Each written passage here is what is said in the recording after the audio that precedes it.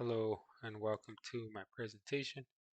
In this presentation, I want to share the best way to learn a code and actually finish what you start so you can unlock your career in tech without spending a fortune, going to university, or quitting your job.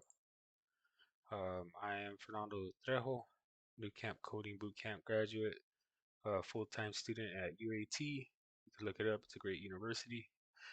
Software engineering apprenticeship, I completed that after 8 months with rigorous pair programming with senior software engineers and was shown a lot of about the development process and tech stacks, different options, things like that. Um, and I'm the founder and CEO of DarkMode Devs.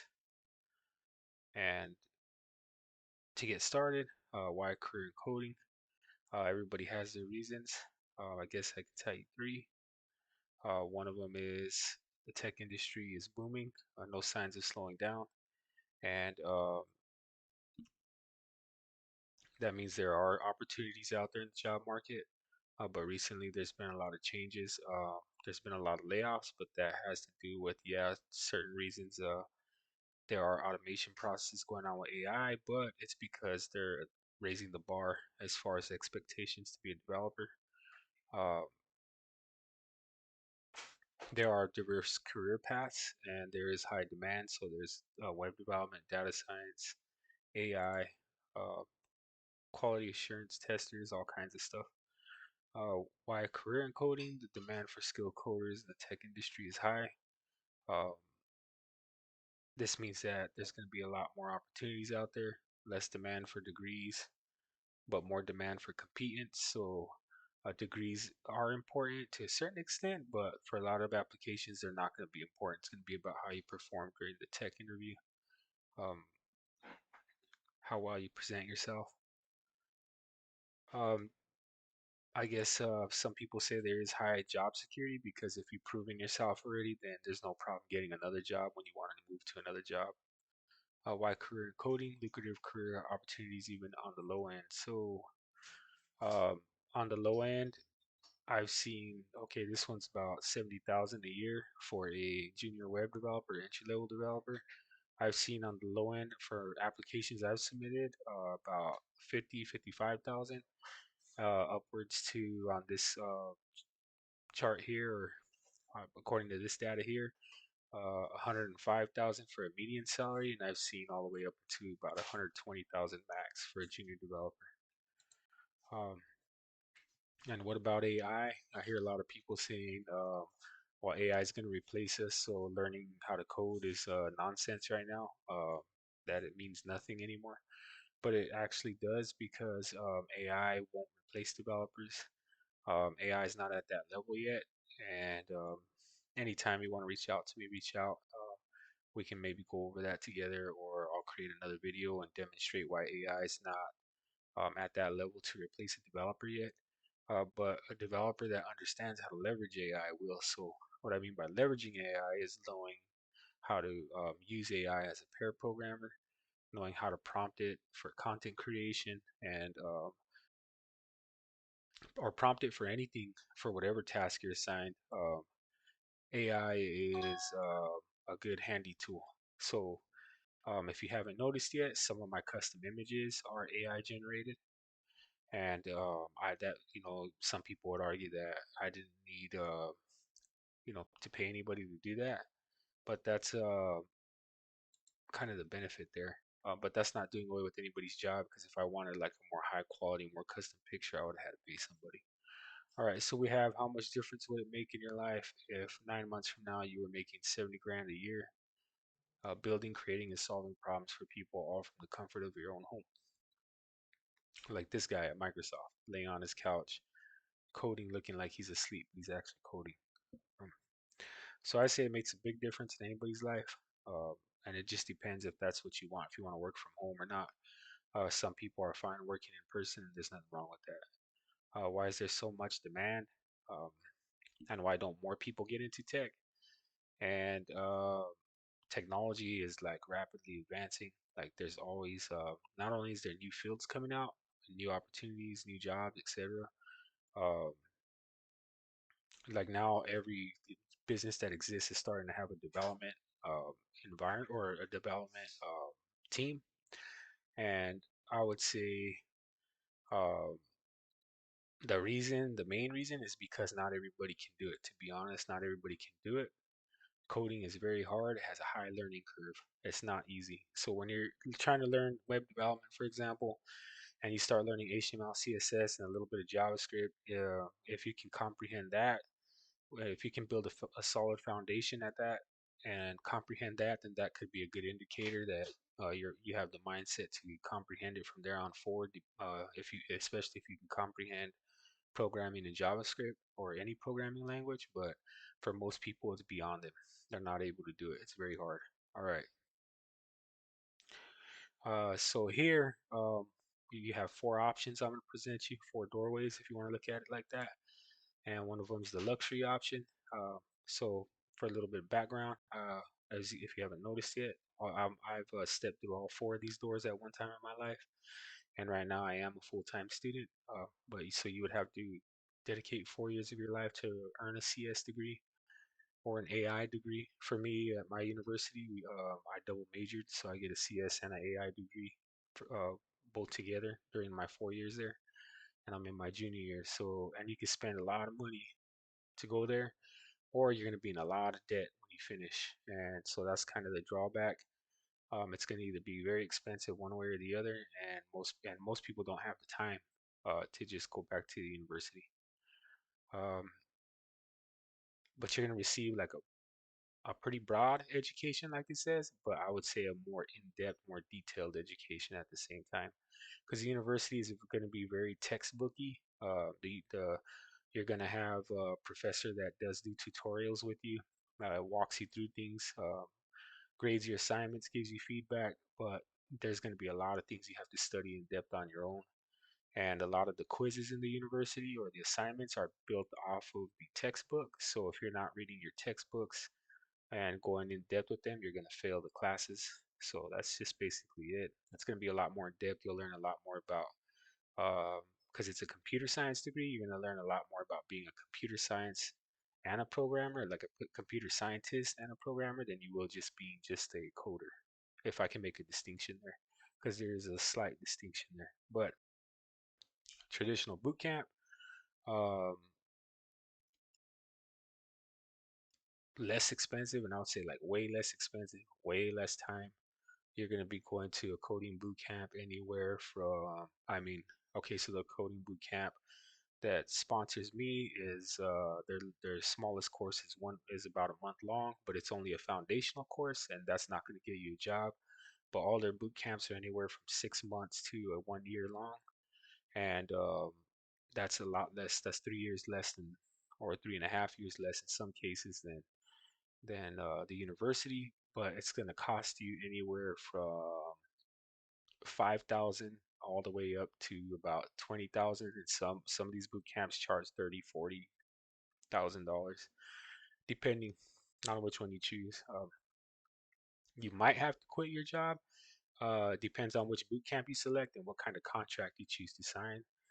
Some of them have an agreement where they'll train you, but at the end, and they'll guarantee a job. And but that's if you make it to the end. So if you manage to make it to the end and graduate, they'll sign a contract where they take some of your salary every year until they're paid off.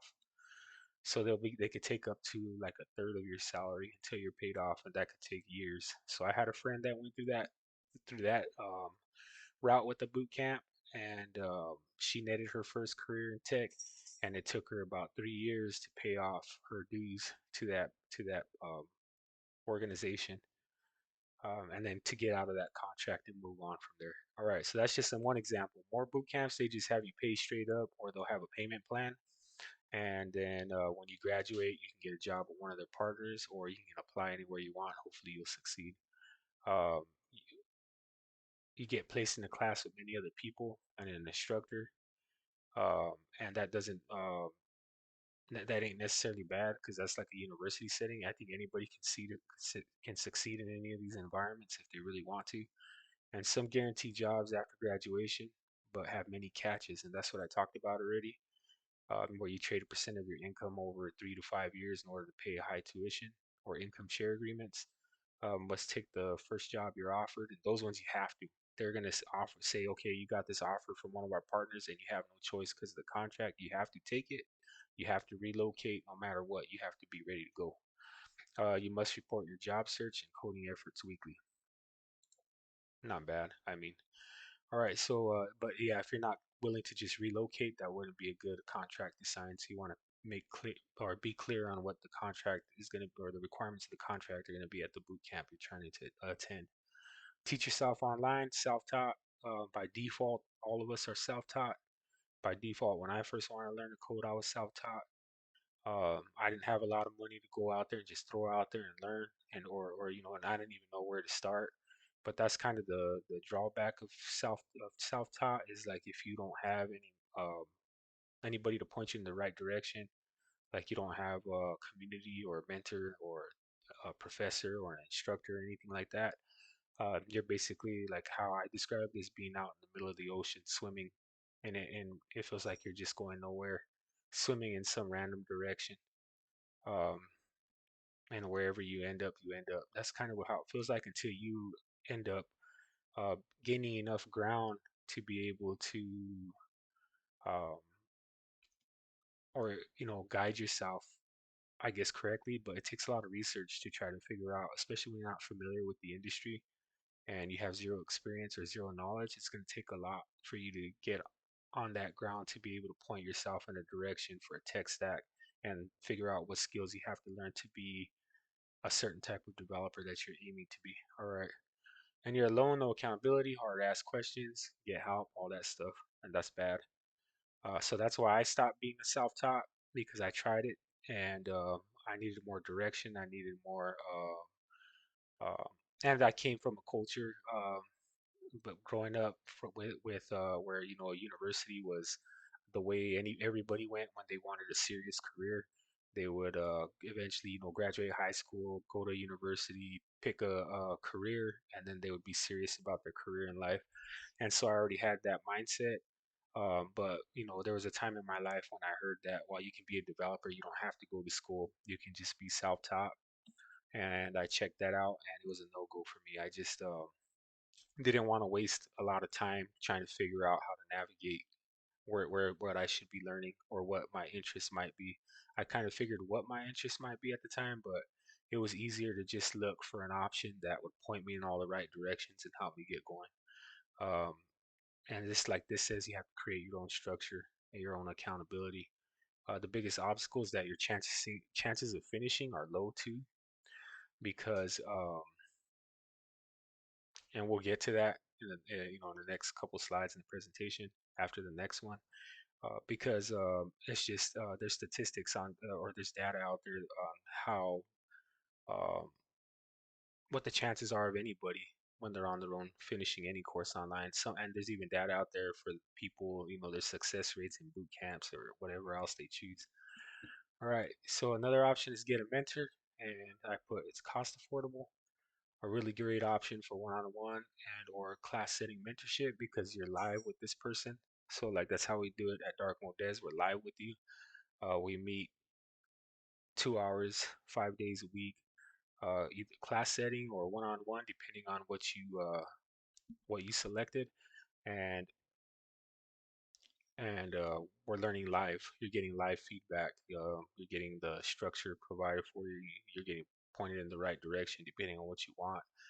Um, and like the research has already been done, basically. Uh, because like structure is provided, the mentor is always available. So like that's the plus, is that during class times, your mentor's there for you. And even when it's not class times, if you're working on homework, you get stuck, you could DM me or whoever your mentor is directly. All right. And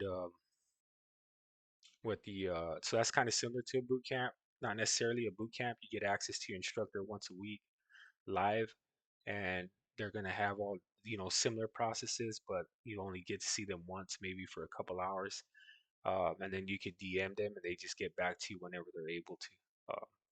And the university is similar. You're gonna have your professor, access to your professor, on DM, but at the same time, you're only going to be able to meet with your professor. Chances are maybe once a week as well. Uh, and the great option about mentorship because it's just a couple hours. At least DarkMode Devs mentorship is just a couple hours every day, and it can go hand in hand with any of the other three options. So like if say you're struggling at school and you just need mentorship, during that time period, then it fits in great when you're doing your homework or whatnot. We can go over things, whatever you want. The other thing, like if you're going to a boot camp, some people have said that so far that have had experience with me that they went to a boot camp and now that they've done mentorship with me, they actually can wrap their minds around the concepts when before they were struggling very badly. All right, so now we'll go to the average completion rates for online learning are between 5 to 15%. So that is some data here. So when people go to courses online, I'm not going to say any platforms, but you know what type of platforms are already out there if you've been self-taught, or if you've been, even if you're not self-taught, if you've chosen another path, but you've also looked into other options like these online courses everywhere. Um, the online courses, their completion rate is low, and mainly because there's no accountability. You don't have any kind of access to your instructor. There might be a community, and most of those communities are inactive. Um, there's a lot of reasons, and you're just basically on your own, and a lot of the curriculum's cut and paste. So for Dark Mode Devs mentorship, I'm not going to be letting you cut and paste. You're going to be learning. You're going to be coding it out, live pair programming. We're going to go over the concepts together, and there's no cut and pasting. All right. And I'm gonna be going through the concepts with you, or being another mentor, making sure that you understand the concept before we move on to other concepts. And it's up to you to say, hey, I need more time to digest this concept, or I need another a visual representation of this concept if you're a visual person, or maybe I just need another example so I can digest it better. But like the mentorship's a lot better in that way because I'm not going to just throw something at you and hope it sticks to the wall and just keep moving on and repeating the process. And that's what you're going to get with, uh, if you can't keep up with the university or boot camp, that's what it's going to feel like. Like they're just throwing these things at you, and you're expected to have them memorized or at least understood before as you're moving along. And they're not going to wait for you. They just keep going. And if you think they're going to wait for you, well, then you're going to have you're going to get your grade's going to be a failing grade. All right. So we have 7 key strategies to help you finish online learning. So for all you that are self-taught, uh, this data states that you can raise that 5 to 15% to 70 to 85%. And it's usually because people have skin in the game. And I guess the best way to do this is don't tell anybody you're doing it yet. It's not to make a promise to yourself if you didn't write it down. But like basically paying money. And uh, like there's people that are gonna say, why should I pay money for free when there's free online courses and there is content there, but your chances are really really low, and it depends what type of learner you are. And then that's up to you to go find that content that works with you. But people that the data states that people who do pay for their programs, whether it's a university, a boot camp, mentorship, or some maybe it's some self-taught way that's a little that's your where you're investing a lot of money into maybe tools you're using to help you learn. I don't know. There's different methods people use, but however it is, people that invest money in things are twice as likely to keep up with the curriculum or the course, whatever they paid for, and finish it. Uh, because the data states that the pain receptors trigger when you pay something, and that does sound crazy. That sounds funny, but because your pain receptors do trigger because, like for example, you're gonna feel it basically how they have that joke, it's gonna hit you in the pocketbook, and that's basically one trigger that's gonna make you show up on time because you invested a lot of money, not just to throw it, not just to throw it away or not just to fail. I'm assuming that's for most people or reasonable people, they pay for amount of money not to throw it, not to waste it. Also, 25% of people who pay for a course, begin the course, but 75% don't even begin it. So like 25% will begin the course and actually get to somewhere, but some people buy the course because they thought it was cool at the time. 75% don't even start it. So that's another that's some more of the data. Another thing is deadlines. Yeah, and the biggest problem with that previous one is because people always have the mindset, I'll do it later when I have time, and that's I think what the biggest problem is there. I would say you need real deadlines, like somebody telling you this is due at this time, or you have to show up each day, otherwise you're gonna fail. Um, otherwise you're gonna let your team down. There's gonna be some type of failure there. And I feel like again, that's like if you care, if you have a conscience like that, and you care, that there you go again, some more pain receptors. Um, so another reason would be, I guess, combining synchronous and asynchronous learning. That's kind of okay. So like in coding, we talk about asynchronous or synchronous and asynchronous code, but I'm not going to get into that. But like at a basic level, um, you need to have coursework that you can go through at your own pace, which is asynchronous, and coursework that is done by other students in the same course collectively, which is synchronous. And during the week, if you're watching lectures, taking notes, and completing exercises on your own time, that's out of sync with everyone else. That's asynchronous. Then once a week, everyone shows up to a workshop, compares notes, and learns together from an instructor. Synchronous, without an instructor who is in charge, it doesn't work. Uh, so asynchronous learning promotes personal responsibility, but without the synchronous part, there's less incentive to show up and deliver. The more face-to-face the synchronous learning can be, like a workshop like this or an online workshop on Zoom, the better it works. But that's because we're going to the next strategy. So when I first started these, we would try to fit workshop into our slides here, but the length of the slides always took the too much time. So we wouldn't have much time to do much afterwards. So now I separated it so we can have time during the week during our events to just have workshops, and you can view the slides in this presentation anytime you want. Also, you need peer pressure. So we're talking about the good kind here. We're not talking about bad. Uh, so like the long-term benefits of working in teams. It's good to like be able to work in teams and get that type of experience. And when people are relying on you, you're not gonna want to let them down.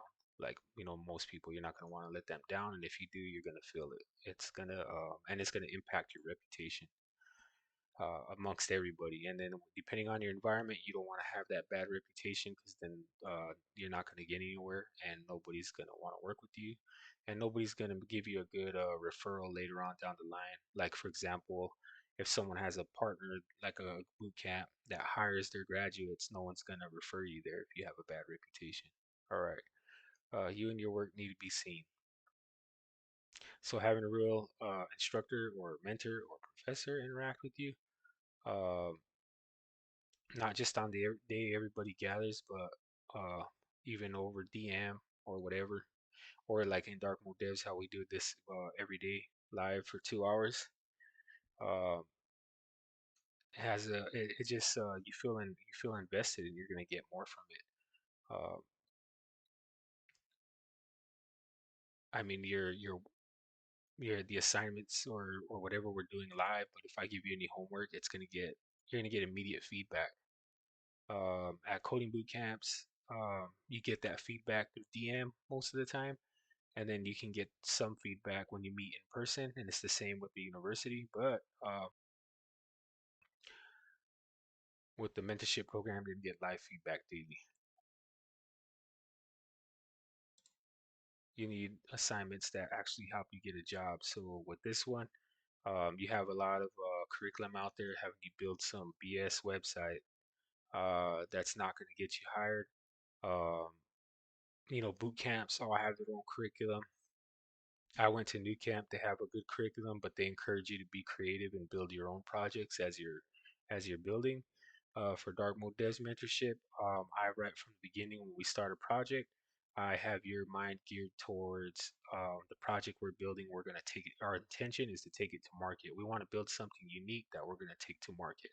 We're not going to just build some BS placeholder website that we're going to put on our GitHub and nobody's going to care about it.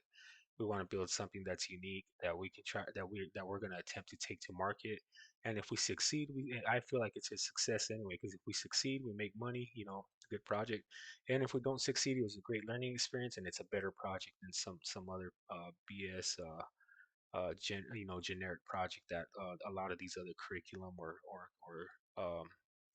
I get programs offer. So like that's where it's different because we're gonna in the mentorship program we're gonna learn the development process, and then we're gonna learn how to build we're gonna build what I would call a real world project um, from beginning to end, and we're gonna take it to market, whatever type of project it is, and we're taking it to market. We're not gonna just it's not just a joke project. All right, so what options are there that checks all these boxes? And I'm going to accept or I'm going to suggest multiple. Um, One is the sponsor, Bootcamp Coding Bootcamp. Their mission is to help everybody, who's a career shifter or maybe they just want to learn to code, get their first job in tech. So they're a great option. I took their option initially. I went with them because they were the cheapest boot camp at the time. They were a lot cheaper than any other boot camp I went to. So these are the new boot camps they have. They have, or the current boot camps, they have a new boot camp that's cybersecurity fundamentals, that last one that animated in there. But they're boot camps that they've had for a little while now. And where they're teaching you like a hireable tech stack would be you start with the web development fundamentals, and remember that one's 4 weeks, but that's not going to get you hired. But the front end web and mobile, the full stack web and mobile, the back end SQL and DevOps, that's where you're gonna learn Python more than JavaScript. The other previous three I mentioned, you're gonna learn a lot of JavaScript. Um, and then they have the cybersecurity now. That's a whole different field that has nothing to do with web development. If that's what you want to do, it does kind of mesh with all fields because security is a big thing in all fields, but cybersecurity stands on its own as far as a profession. And job hunting. Um, Job hunting boot camp gets you somebody assigned to you where they just have you, prepare a resume, beef up your social profiles, and they just write the whole time they're helping you get interview ready and apply for jobs if you need that. All right. The complete software engineering path is their biggest boot camp. It's the most expensive one, but it combines three boot camps from the previous, which is you're gonna get the fundamentals first, then you're gonna learn full stack web and mobile, which teaches you front end and back end, and then you're gonna learn back end SQL and DevOps because you're gonna learn more about Python and SQL. SQL you're not gonna learn in full stack. You're gonna learn MongoDB, um, Node.js and MongoDB. But on this second backend for this bootcamp, they're going to combine it so you can learn SQL, which is another important database to learn, and you're going to learn Python fundamentals. But DevOps is important to have at least a general idea of what DevOps is and how you're actually implementing some form of DevOps in your day-to-day operations as a developer. All right, so um, and then job hunting. You're gonna get the job hunting with that. This is more about the boot camps. We don't need to go over that. But the main thing is that if you can't pay it all up front, you can apply to for the loan and pay after you graduate. So you can pay zero while you're going to the boot camp, and then pay once you graduate. You can make monthly payments and pay that off, or you can even set it up so that way you can pay as you're going. You'll be paying payments as you go to the boot camp. That's another option. So yes, they are affordable, flexible, structured, and they say affordable because they are. They challenge everybody. We're all told to challenge everybody. Go find a cheaper boot camp that's actually a boot camp. Um, and I guarantee you're not gonna. Flexible um, because you can go part time or full time. You don't have to go full time, and they'll find a way to make it fit in your schedule. Depending on the live meeting, on is usually on weekends when most people don't work. So unless you work, you'll have to contact them, or I can put you in touch with somebody to see if they can provide one for you that at a time or at a date that'll work for you. And it's structured because they're gonna structure everything for you, what you should be learning, and point you in the right directions too. And then if you do sign up, I can get you 5% off the registration fee. And I can also get you, if you use my link, I can also get you the early bird discount. So if you sign up, that the early bird discount can be anywhere from $40 up to a few $100 off the boot camp. So you don't want to miss any of that if you're interested in joining a boot camp. And then we have DarkMode Devs Full Stack JavaScript Development Mentorship Program, currently 50% off still. That's only $50 per week to join us. Even if you want to try it for just 1 week, you can try it for 1 week, and then you can make a commitment if you would like to. You can go to the website darkmodedevs.com and navigate to the mentorship section for more information. I suggest watching the AI Ladybot video, and you can pay there. There's a PayPal link there, so you can pay your first for your first payment to get going. Um, so we went over these 7: skin in the game, real deadlines, synchronous, asynchronous learning, peer pressure, your work and everything you're doing has got to be seen, and what you get at the end. So we did kind of touch on that, but a portfolio to get you a job is what we talked more about. But going back to what you get in the end, I say um, you're gonna get, a degree if you go to university that people recognize everywhere, and they're gonna say, okay, this person knows their stuff. They committed 4 years to learn computer science and programming, and that's gonna give you that extra step if you can make that correct that if you can make that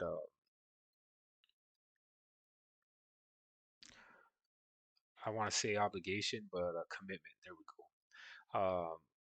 With the boot camp, I would say at the end you're gonna get a certificate. You're gonna get a certificate from the boot camp stating that you're a full stack developer, or front end developer, back end developer. And to tell you the truth, those are good things to have. But the way the tech industry is right now, nobody cares about the certificate.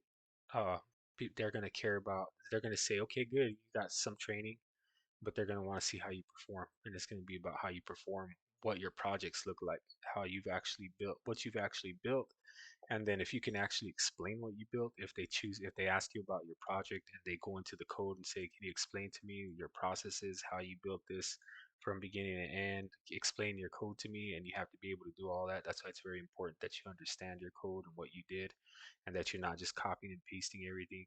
And then when you get to the technical interview, you're gonna have to go through a pretty rigorous process with probably someone at a much higher level than entry level, that's going to watch you program and problem solve, what's called problem solving, like solving like a leak code or a code wars problem, but at a different level than just merely looking at the problem and writing code. It's a process to that I go over in the mentorship, and I teach you the problem solving process and why it's important, and then help you get job ready that way. So um, I don't know how well other boot camps do it. I know New Camp gets you recently implemented a way to get you job ready.